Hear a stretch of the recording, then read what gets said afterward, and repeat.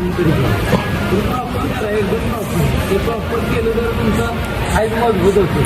ताकद याचा फायदा तुम्हाला रनिंगमध्ये, बॅटिंगमध्ये, बॉलिंगमध्ये हे जे करायला आलं ते अप्पर लोअर बॉडी बसतो कमरेपासून.